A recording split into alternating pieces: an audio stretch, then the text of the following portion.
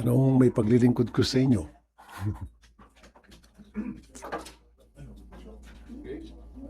Okay. Yung mga narinig niyo sa hearing kanina, ano hindi niyo pinaniniwalaan? Well, yung inspektor ng Philippine Coast Guard na nagsabing walang overloading, maliwanag pa sa sikat ng araw na talagang meron dahil number one, maraming mga eyewitness, mga pasahero na nandoon, na survivor, na nagsabing talagang overloading ay naganap sa MB Tricia Christine. Number two, yung DOTR sa kanilang investigation, they admitted na talaga may overloading. Yung Coast Guard lang ang hindi nag-admit. Although not the Coast Guard itself, the organization, but the investigator. Kaya sabi ko, investigator, kasuhan ng pagsisinungaling. And sabi ng Philippine Coast Guard, yes, kakasuhan nila. Pag-aralan nila, timbestigan at kakasuhan kung kailangan yung Coast Guard na nag-investigate na nagsinungaling na sinasabing walang overloading when in fact meron naman. Sir, sa part mo ng Marina, yung modification na ginawa, na from 152 yung capacity, naging 350 daw. Kaya nga, yun ang kinokontest ko kanina. Doon nga ako nang gagalaiti. Bakit nakalusot sa kanila yan? Ba't nila pinayagan? Most likely, kaya nila pinayagan. Baka meron silang natanggap na regalo mula sa shipping lines. So, as simple as that.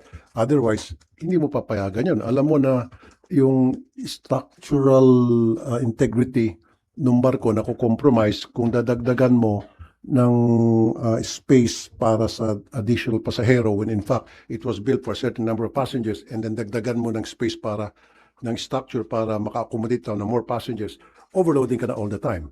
Plus iba pa yung overloading sa cargo na palaging nagaganap na isa sa mga dahilan kung bakit itong MV Christine ay lumubog dahil sobra-sobra yung karga ng mga truck na may bigas na cargo. One of the reasons bakit lumubog. Sir, kaya hindi sila yung mga victims, ano pong ano nila, reklamo nila about sa insurance, compensation? Kanina, nakausap nila, they had the opportunity, some of them, na makausap yung Marina, makonfront yung Allison Shipping and the Philippine Coast Guard. And then I believe na gusto rin silang kakausapin ng Philippine Coast Guard today. And my office will be talking to them as well. At titingnan ng opisina ko kung paano kami makatulong personal sa kanila. Kung ano yung magagawa din ng aking tanggapan para one way or the other, we can help them. Doon sa case ng Allison, kasi nabanggit niyo rin, ang dami na niyang record yung Allison. Ano ang dapat gawin dito sa kumpanyang ito na napakarami na niyang maritime incident? 32 as a matter of fact since 2018 hanggang to the present. Pero they divided in into two categories, high risk and low risk. And then yung high risk, yung nga yung dalawang may lumubog.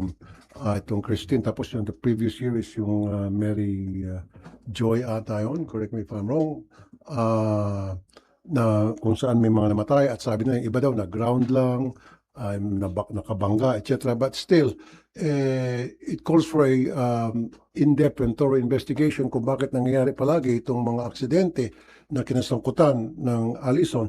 At kung nakita natin na talagang very blatant ang kapabayaan, we might as well recommend na ma-cancel o ma-revoke ang totally ang permit or prangkisa nitong Allison para wala na ma-perwisyo pang mga pasahero. So sir, ba't paulit-ulit? Dun sa mga previous incident, hindi sila napanagot? Bakit po? May protector ba sila? Very good. Thank you for that question. Kasi yan din ang tinanong ko kanina. Kasi meron yung lumubog na barko na may mga nasunog pa nga mga pasahero. A total of, how many? 20 plus something? 30 plus ang namatay at nasunog. I forgot the name of that vessel. Lady Mary Joy. And then I asked Marina kung ano na nangyari sa ginawa nila investigation at kung meron bang naparusahan o meron ba silang ginawang aksyon o sanction man lang as a result.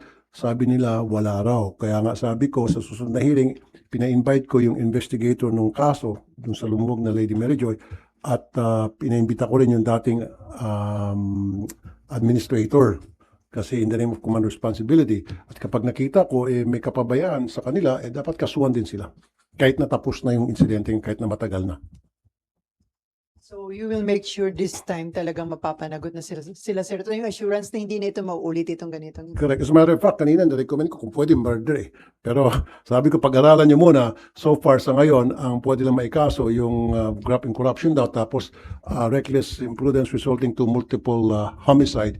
Yan ang so far. But sabi ko, pag-aralan nyo na baka pwedeng murder just because, sa aking opinion, alam naman nila na yung kanilang barko ay bulok at kanilang barko ay hindi seaworthy at alam nila na kapag pinilit nilang ipalaot yun, mayroon mga mamatay, may mga malulubog, and then ginawa pa rin nila. So parang anticipated na nila na may mamatay, and yet ginawa pa rin nila, baka pwedeng murder.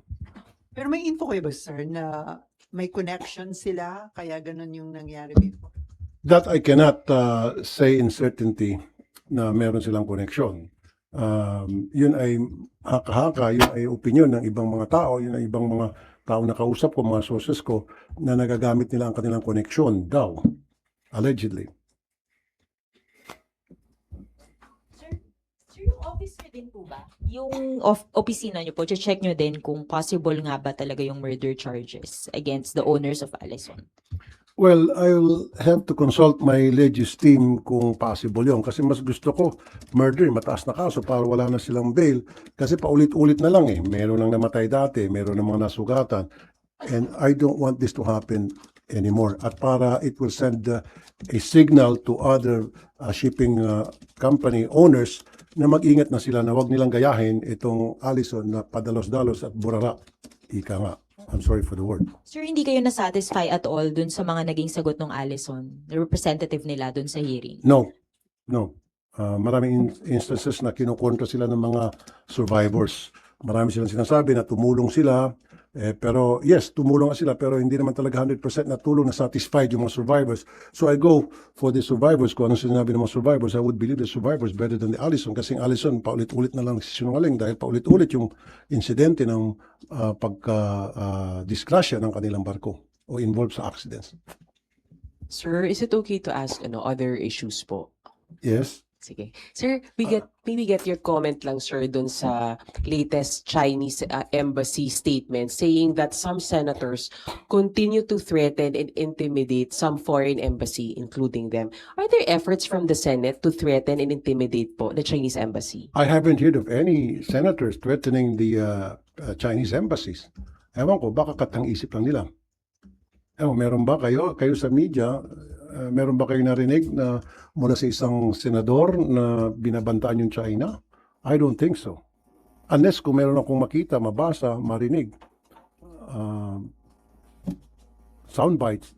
Resolution that you passed is not in any way threatening them, sir. You No, think? it's not. The resolution is no way a threat to any members of the Chinese embassy. Sir, how should we treat them as a guest knowing na medyo nagiging disrespectful nga po, sabi ng ilang mga senador, towards lalo sa mga senador din po? I think the ambassador of the Philippines to China and the Chinese ambassador to the Philippines should sit down, involved siguro natin yung DFA, para pag-usapan kung ano ba talaga ang dapat gawin para ma-ease yung tension. Kasi ngayon, medyo tense na tense ng both sides, especially dun sa nangyari sa West Philippine Sea. Ano mga dapat gagawin? Ano ba dapat yung mga protocol na we have to observe, the both countries have to observe para itong nangyaring tension ngayon between the politicians and the government people in the executive and the people in the Chinese embassy ay hindi na magkaroon ng ganitong klaseng gusot.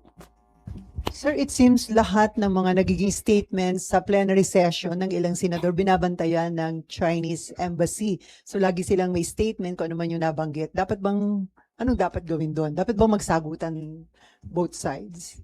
I don't know bakit niya binabantayan ang sinasabi ng mga senador sa plenary. Karapatan naman ng mga senador na express yung kanilang opinion, yung kanilang saloobin on behalf of the Filipino people. And yung mga senador naman, para sa akin, including myself, we're just expressing the voice, the sentiments of the fisher folks na matagal nang naharas, matagal nang nababantaan, naabuso, nabubuli. So I don't see any reason para itong China ay magalit o magtampo o magsama ng loob dahil pinag-uusapan namin sila sa plenary doon sa pinanggagawa nila. At totoo naman yung mga pinanggagawa nila against sa ating mga fisher folks especially. Kasama na yung mga Philippine Coast Guard na kanilang hinaharas, kinakano, water cannon. Hindi ba harassment yan? Hindi ba pambubuli yan? Sir, as part ng Blue Ribbon Committee, nakuha niyo na ba yung copy ng yung final partial committee report at kung pumirma na po kayo doon? 400 pages kasi yon or something.